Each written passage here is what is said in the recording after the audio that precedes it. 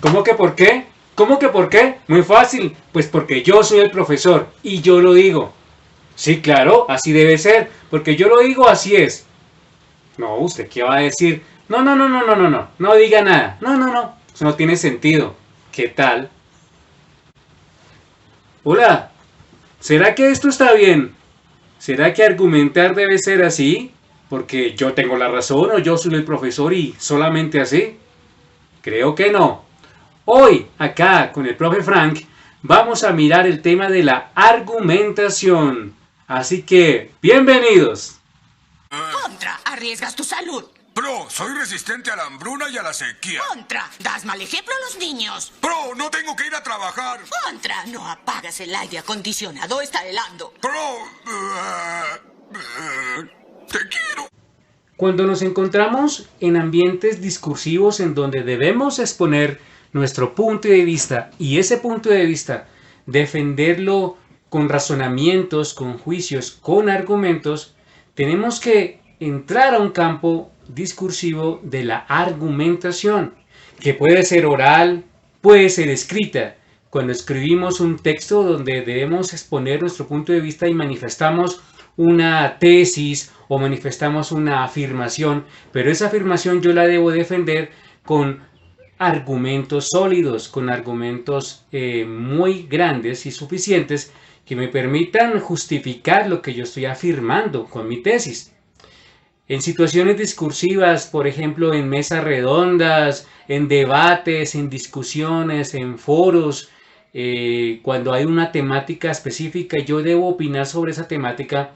Generalmente cuando yo opino, pues manifiesto una afirmación, pero esa afirmación no debe ser exclusivamente la que debe ser. Quizá para mí es, pero asimismo yo debo defenderla con argumentos sólidos, con argumentos suficientes.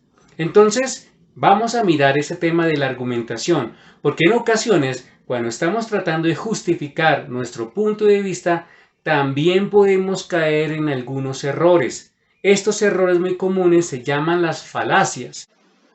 También en la argumentación podemos tomarla como la dialéctica discursiva, como antiguamente en filosofía lo tomaba Platón, ¿no? En sus discursos y en todo lo que hacía al referirse a otras personas o en círculos sociales y tenía que hablar con otros exponiendo sus argumentos.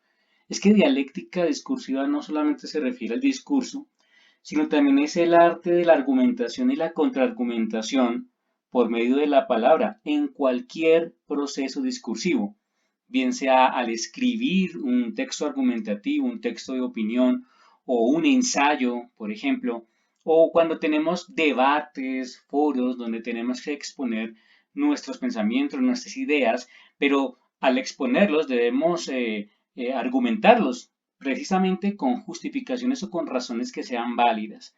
Entonces, la dialéctica discursiva me permite que haya un diálogo con el otro, en caso tal que sea escrito, bien sea porque alguien lea lo que yo estoy escribiendo y quiera contraargumentarlo, o porque yo estoy hablando en público y alguien quiere contraargumentarme. Entonces, ahí empieza la dialéctica. En este caso, si las personas discuten y no llegan a un acuerdo, no tiene sentido. A veces las discusiones se alejan de las argumentaciones precisamente porque solamente el que más grita o el que no deja hablar al otro. Y entonces es cuando tenemos que hacer uso de esta triada de la dialéctica. La triada está compuesta por tres elementos. El primero, una tesis. La persona que va a exponer sus argumentos parte de una tesis, que es una afirmación que tiene, una premisa, una proposición, algo que va a tener que defender con argumentos. Para diferentes situaciones podemos esgrimir nuestras tesis, bien sea en algo escrito, bien sea en algo oral, un proceso oral, y tenemos que defenderlo. ¿Con qué lo vamos a defender?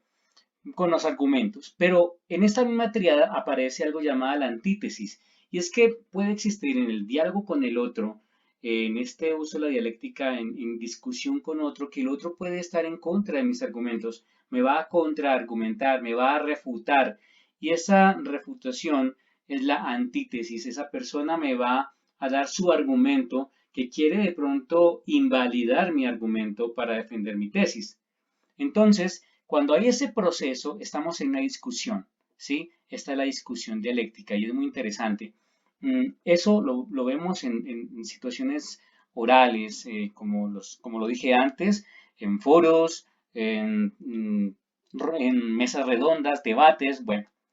¿Qué debemos hacer al final o cuál sería el propósito al final de una discusión de estas? Pues llegar a una síntesis.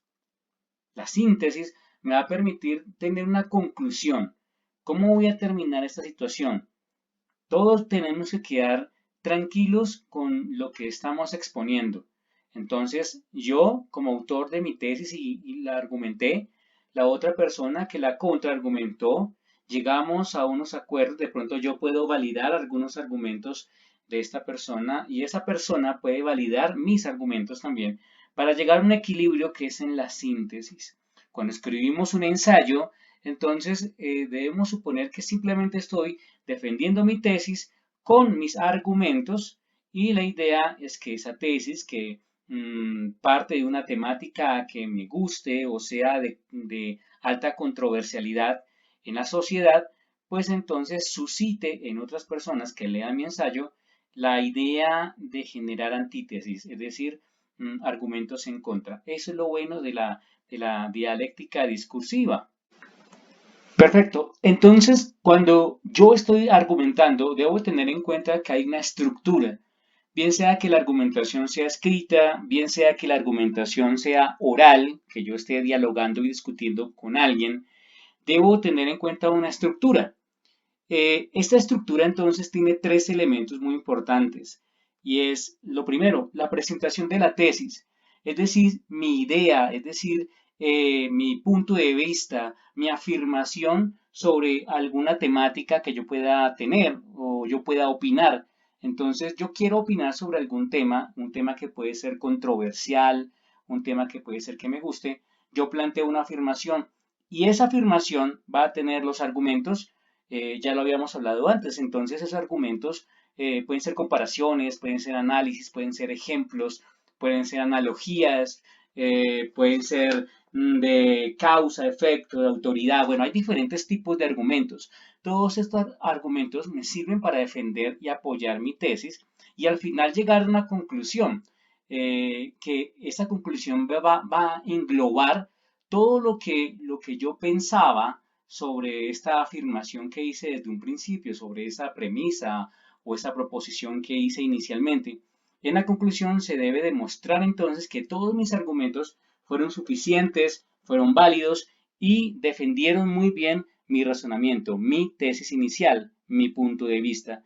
Entonces, cuando yo hago este ejercicio, teniendo en cuenta esta estructura, pues voy a hacer un adecuado ejercicio argumentativo. Si es escrito o si es hablado, debo tener en cuenta estos tres elementos para argumentar muy bien.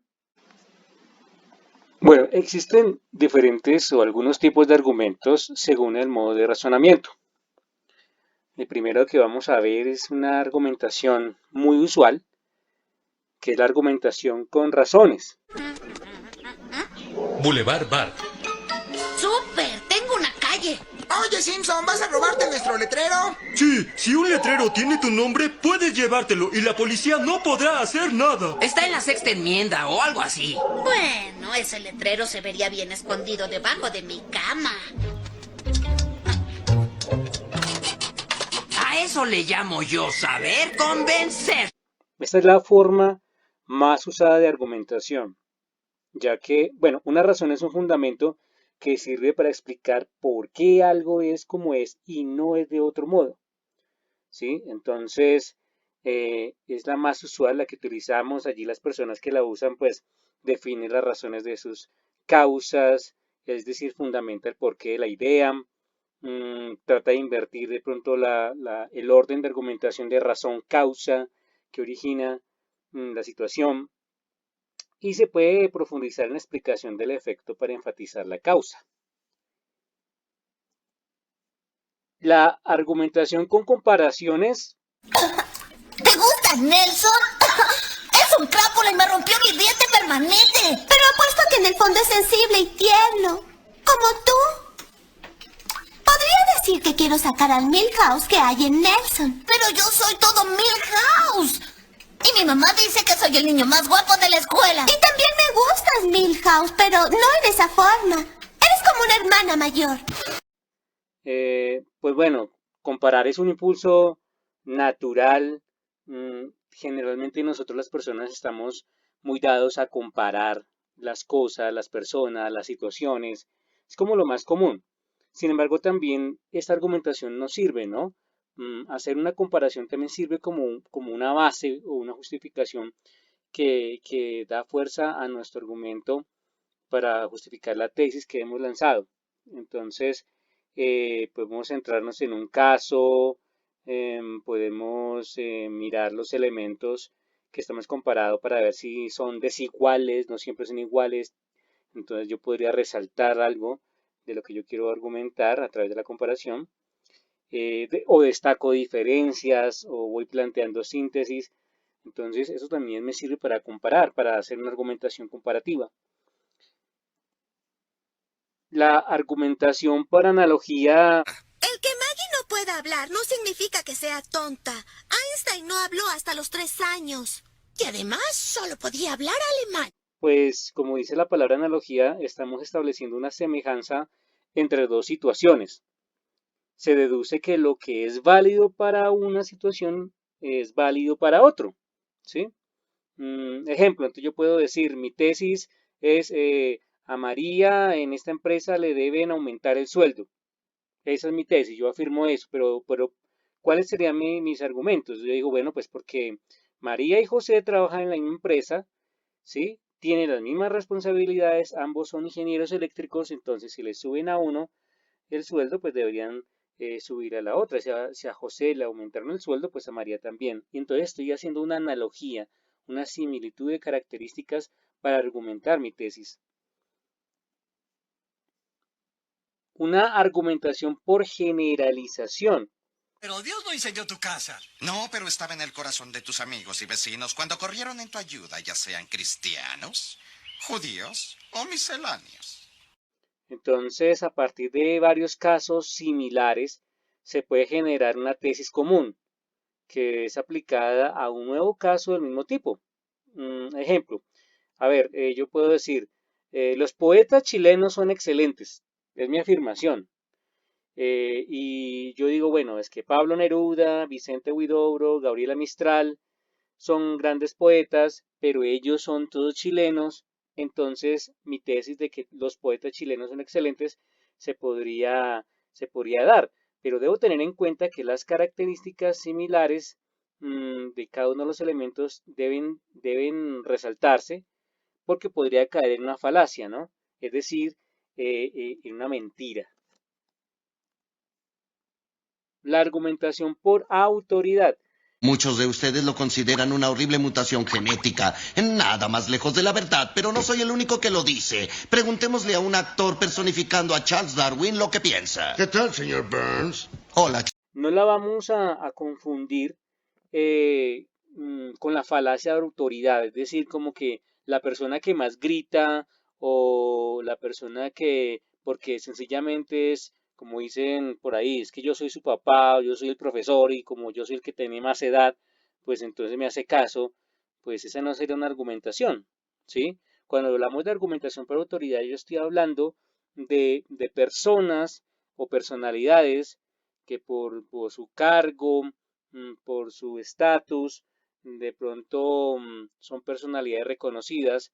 Entonces yo me voy a basar en las afirmaciones que de pronto han dado estas personas para argumentar mi tesis. ¿Sí? Es como cuando yo estoy citando una bibliografía, entonces yo digo, bueno, como dijo tal autor en el libro tal, pues, y expreso y cito un poco lo que dice ese autor, pues entonces ya se justifica. Entonces quiere decir que en esta argumentación yo voy a aludir a la opinión de expertos en el tema para sustentar mi tesis, ¿sí? Entonces, por ejemplo, la tesis hay que cooperar con las obras caritativas, ¿sí? Entonces yo digo, es que el padre de la iglesia dice, pues hay hay que colaborar, hay que ayudar. Entonces, bueno, el padre lo dice, el padre sabemos que trabaja con obras caritativas, pues entonces, bueno, voy a, voy a cooperar con obras caritativas, ¿sí? Pero son argumentos de autoridad. Entonces, que sea una verdadera autoridad, porque si no puedo caer en una falacia argumentativa de autoridad, que es solamente por el poder que pueda ostentar la persona. Argumentación por lo concreto. El hombre que busco en realidad, guiño, es don Soborno. Guiño, guiño. Hay que lanzar los aros. Bueno, se acabó. Aquí yo voy a emplear ejemplos familiares para los oyentes, para las personas que conozco, porque creo que de una manera u otra pues los puede afectar directamente, ¿sí? Entonces, estos ejemplos familiares son ejemplos que sean reconocidos en la sociedad, ¿sí? Que los conozcamos todos en esa situación. Entonces yo, bueno, voy a aludir a ese tipo de argumento. Y hay uno que se llama argumentación fetichismo de masas. 88% de la audiencia dice cuando no acierta. Sí, doctor. Opción B, acierta. ¿Seguro, Nixon? Seguro. Hacemos caso a la audiencia. Caso a la audiencia. Opción B. B, acierta y es correcto. Sí, señor. En este caso, puedo decir que se sustenta en la idea de que la mayoría, ¿sí? Las personas en su mayoría eligen lo correcto o tienen la opinión acertada, quizá porque, bueno, como todos han escogido lo mismo, yo creo que sí. Como cuando estamos en un concurso de quién quiere ser millonario, entonces voy a escuchar la opinión del público y me doy cuenta que el público en su mayoría está razonando por una misma vía, entonces yo puedo decir, bueno, ok, sí, esa puede ser mi salida. Entonces, a veces podemos encontrar que cuando muchas personas están en una sincronía en su opinión, en su argumentación, pues yo puedo puedo unirme a esa opinión y pues entonces estoy argumentándome con base en lo que la mayoría dice, ¿no? Pero debo tener claro, ¿no? Que esta mayoría esté en algo sensato y no en algo errado o falaz. Falacias lógicas y argumentativas. Cuando escribimos un texto o estamos en una situación discursiva, debemos tener mucho cuidado con el tipo de argumento que yo voy a dar. Si ese argumento no es sólido, no es confiable, pero yo aún me justifico en él, puedo estar cayendo en una falacia. En primer lugar, debemos decir que una falacia no necesariamente es una mentira. La falacia es un error de razonamiento. A partir de ciertas premisas se llega a conclusiones que no son lógicas. Si un argumento es falaz, llega a una conclusión mediante un razonamiento que no es válido, aunque la conclusión final podría ser de chiripa, cierta. Las falacias suelen estar asociadas a intentos de engañar, estafar o por lo menos de ganar discusiones aunque no se tenga la razón. Así que identificar una falacia es de gran ayuda para detectar una mentira. En los tipos de falacias lógicas, entonces tenemos los siguientes,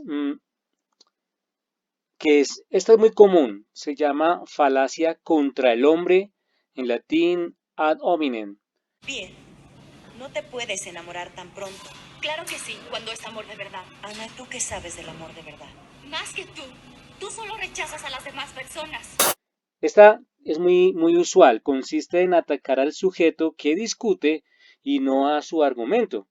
Es muy usual que nosotros en situaciones discursivas, cuando estamos en un debate, por ejemplo, como ya no tenemos más recursos o argumentos para contraatacar el argumento o la premisa que está dando la otra persona, entonces decidimos atacar a la persona.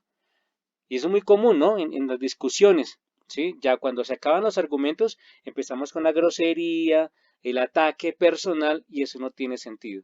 Eso es muy común en la política. Si ustedes se dan cuenta, uno puede encontrar discusiones entre políticos y de pronto ellos están discutiendo con argumentos, pero de pronto uno dice, bueno, pero es que usted fue un vago en la universidad, entonces como usted fue un vago en la universidad, usted no debería ser político y bueno, eso ya es otro tipo de contraargumento, pero es una falacia.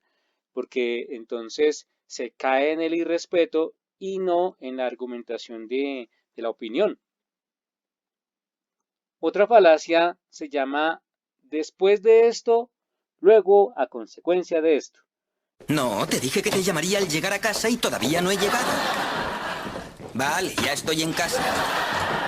La expedición al Ártico ha sido un éxito memorable. Estoy casi seguro de que nos darán el Nobel algún día. En realidad no estoy casi seguro, estoy seguro.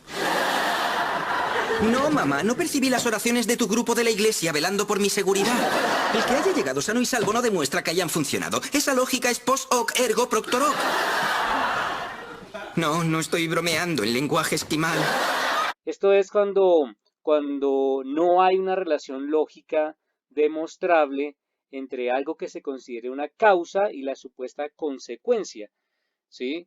Entonces, hace un tiempo escuchamos un político diciendo que la organización sindical FECODE estaba adoctrinando a los estudiantes de colegios públicos, entonces que porque eso es de política y estaban cayendo en la política, y entonces que la consecuencia de que los estudiantes les fuera regular o que la sociedad estuviera baja en valores es por eso, o sea, porque hay un adoctrinamiento de un grupo sindical, pero esto es una falacia, porque no se puede demostrar que esa consecuencia sea por esa causa que se dijo antes. Es decir, yo no puedo decir que un estudiante o una persona tenga cierto comportamiento porque lo adoctrinaron un grupo político o un grupo sindical en el colegio, ¿sí me hago entender? Entonces, eso es un error muy común también cuando alguien quiere argumentar, caer en esa falacia, en confundir ahí un poco la consecuencia debido a cierta causa. Otra falacia es la ambigüedad, ¿sí?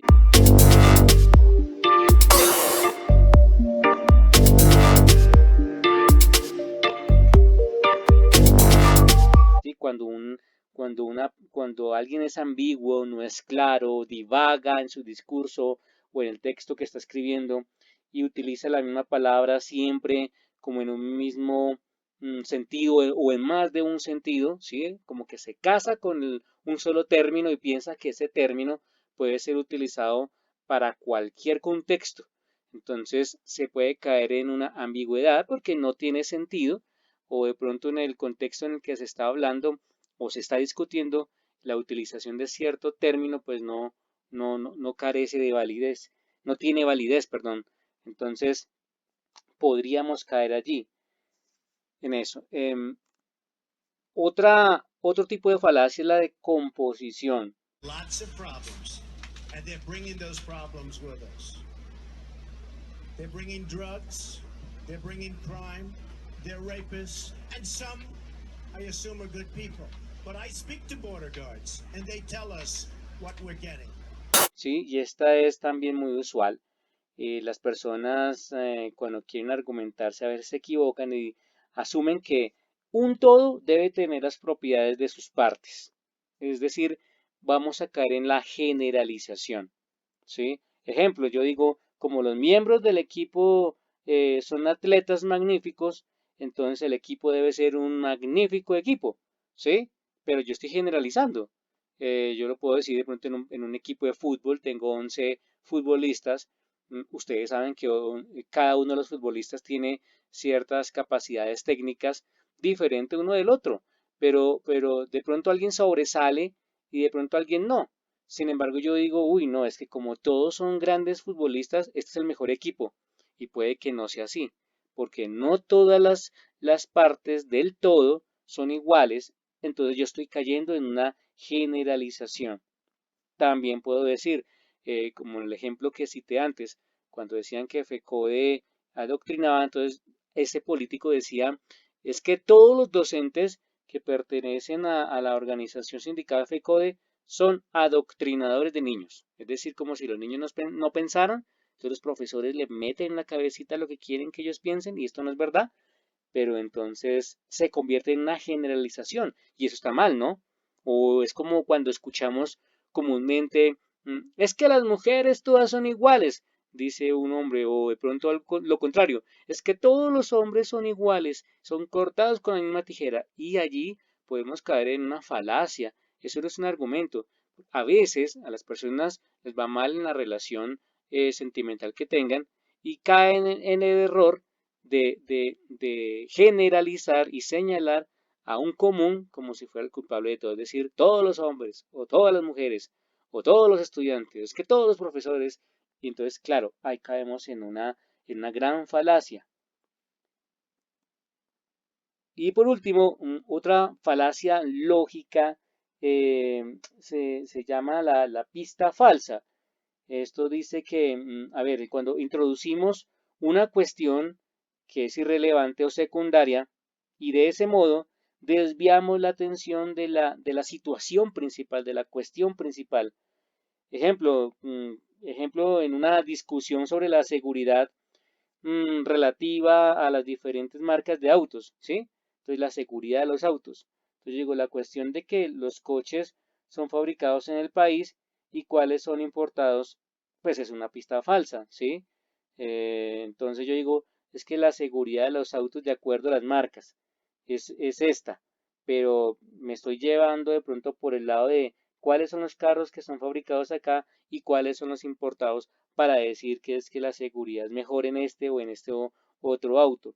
Pero realmente pues la seguridad debe ser la misma porque pues todos los autos importados o nacionales pues deben estar en la misma regulación de la nación, ¿no? Entonces no puedo desviarme, ¿sí? Entonces a veces las personas se desvían en su argumentación por un camino que no es precisamente para eso, para desviar la atención de lo que estamos hablando. Entonces, esas son algunas de las falacias lógicas. Tenemos las falacias argumentativas y estas que vamos a mirar pues también son muy usuales cuando estamos tratando de dar un argumento, pero caemos en un error.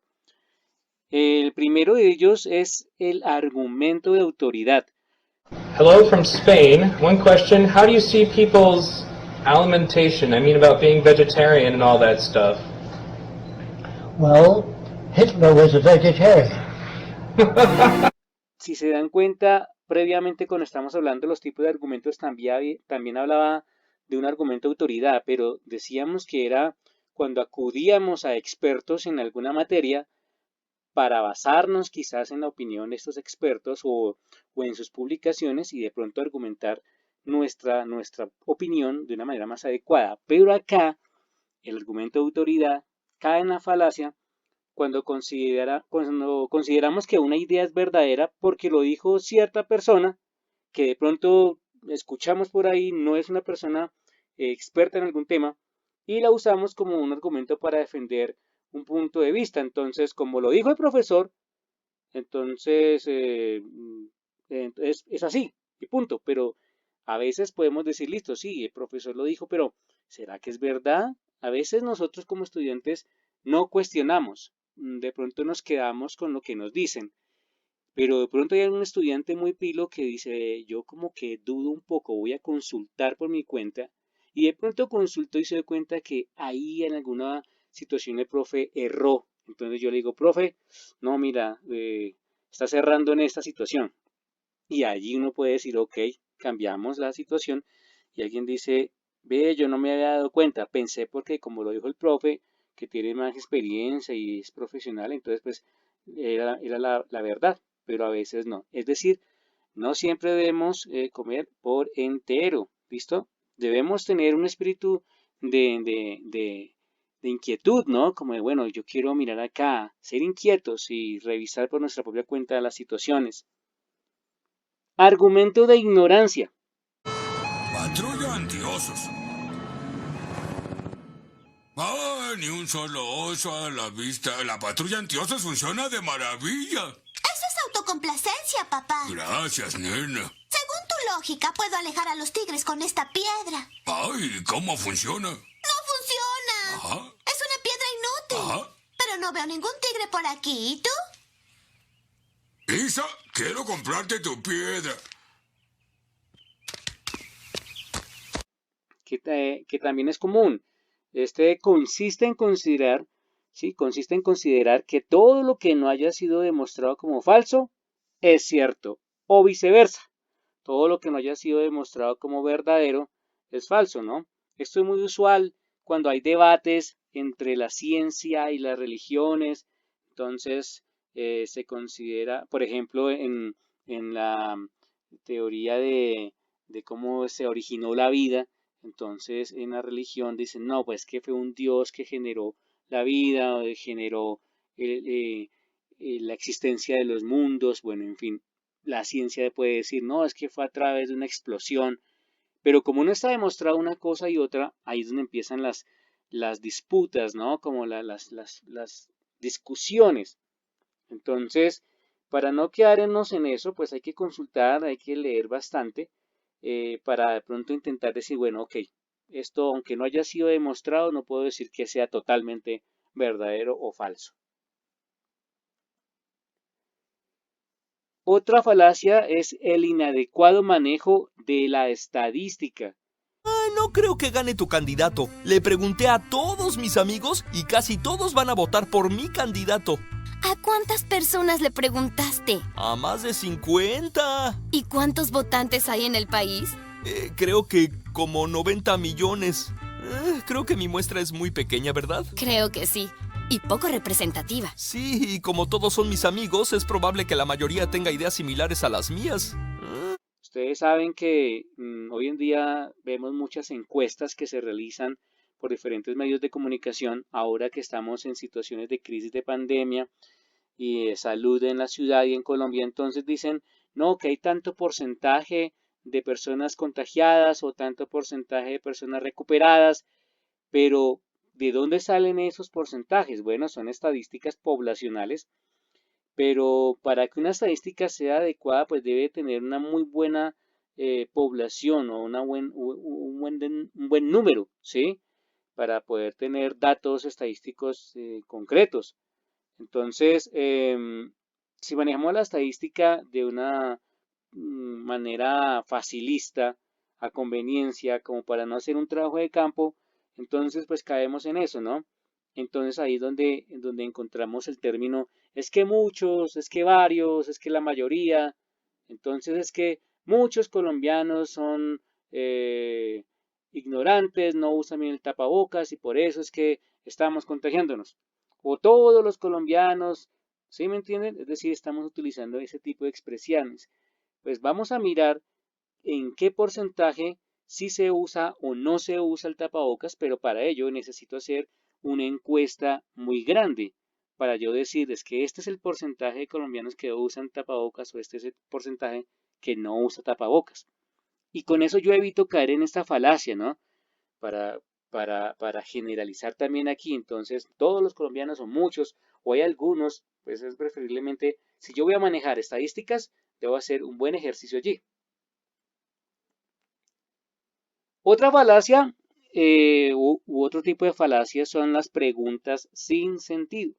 The last time anybody saw us beating, let's say, China. Consiste en formular una pregunta cuya respuesta siempre resultará ilógica. También puede ser muy obvia, ¿sí? O que no tenga sentido. Entonces, alguna vez yo escuché una pregunta que le hizo un periodista al mismo político que estábamos hablando ahorita, de que hablaba del adoctrinamiento de estudiantes, y decía, ¿está de acuerdo en que se sancione el docente que intente adoctrinar a los estudiantes?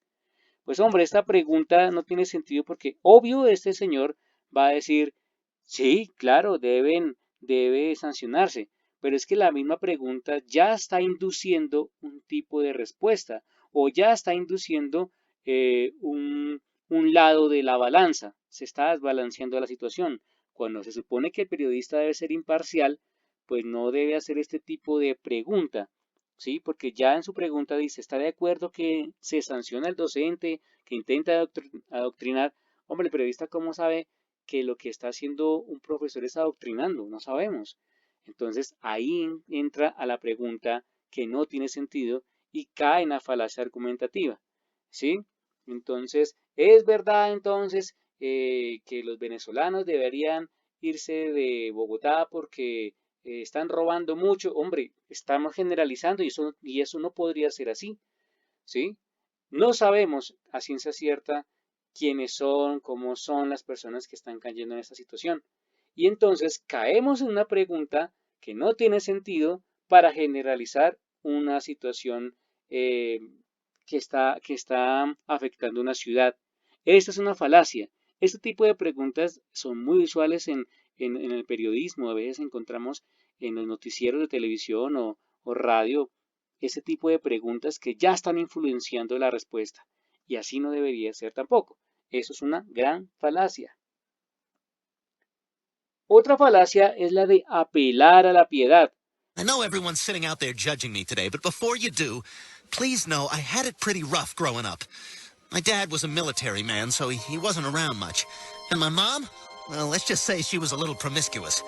In fact, I think my problem started the day I was born. Mr. Quagmire, your story is a sad one, but that doesn't excuse your actions. I have no choice but to sentence you to 20 years in prison. Como pidiendo misericordia, ¿no?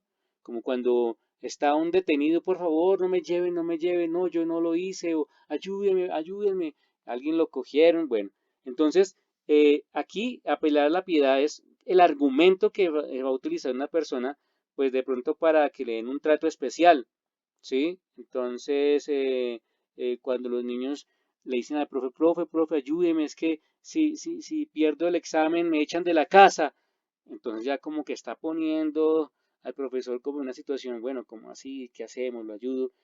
Es que si yo pierdo el examen me echen de la casa. Entonces, ese argumento del estudiante es para que, profe, ayúdeme, páseme, porque es que si no me pasa, entonces yo pierdo, por ende, me sacan de la casa. Entonces, muchas veces, ese tipo de argumento de piedad también se da con frecuencia, apelando a esa piedad, ¿no? Poniendo una situación hipotética y la otra persona tendrá que, ok, vamos a mirar si ayudo con esto o no. Pero igual es una gran falacia, porque no sabemos si esa situación vaya a pasar en la realidad. Y esas son las falacias argumentativas. Muy bien, entonces este fue el tema de la argumentación. Espero haya quedado claro para todos ustedes. Hasta aquí llegamos con esta explicación. Les recuerdo suscribirse a mi canal. Si no lo ha hecho aún, dele allí en el botoncito de suscribirse, la campanita, para que les llegue una notificación de cuando yo suba un nuevo video educativo. Muchas gracias por su atención y nos vemos. ¡Chao! Cuídense.